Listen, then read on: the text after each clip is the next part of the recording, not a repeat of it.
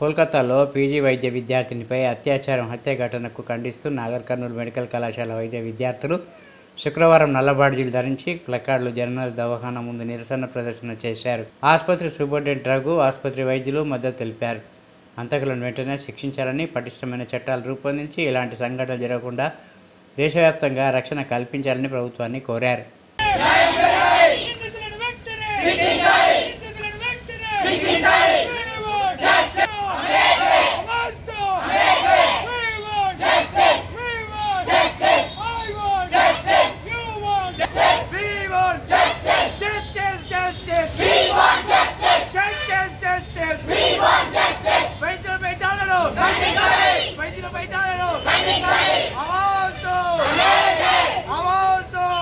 ఎలాంటి భయం లేకుండా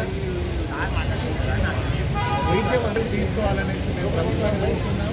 అదేవిధంగా విద్యార్థులకు కూడా ఎల్లవేళ్ళలో ఉందని ఈ సందర్భంగా తెలియజేస్తున్నాం.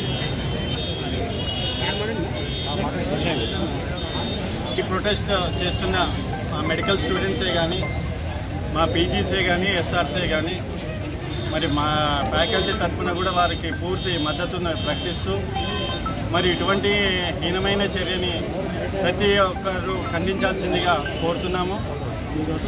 కలకత్తాలో జరిగిన రేపు సంఘటన మరి దుండకులను ఇమీడియట్గా శిక్షించి ఉరిదీయాల్సిందిగా డిమాండ్.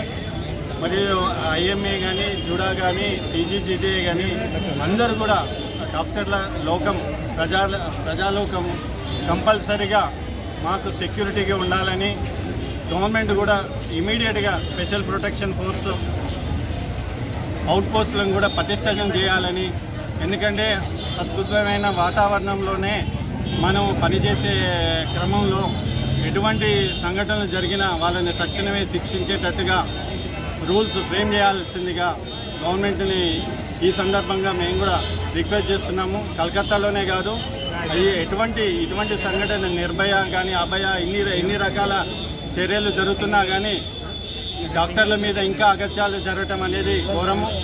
పేషెంట్లని ట్రీట్మెంట్ చేసేటప్పుడే కాకుండా వాళ్ళ మానసిక స్థితి ఎలా ఉంటుంది అనేది, అదే కాకుండా ఇప్పుడు ప్రత్యేకమైన దాడులు, డాక్టర్ల మీద దాడులు అనేది ఇంకా ఘోరాతి ఘోరం.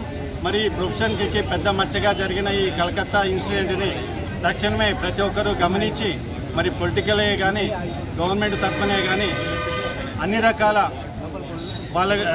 మాకు పటిష్టమైన ఏర్పాట్లు చేసి సెక్యూరిటీ ఉంటే తప్ప మా వాళ్ళు ముందరికి రాలేరు. ఎందుకంటే వాళ్ళు కూడా భయాందోళన, ఎందుకంటే 80% ఆడవాళ్ళే ఈ ప్రొఫెషన్ని తీసుకోవడం జరుగుతున్నది.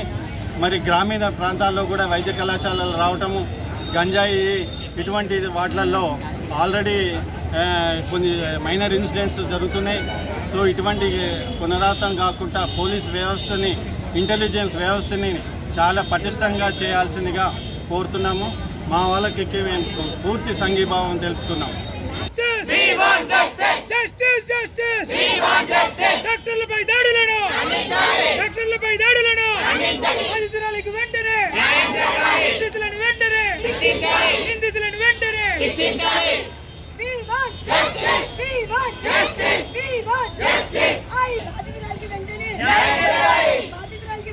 I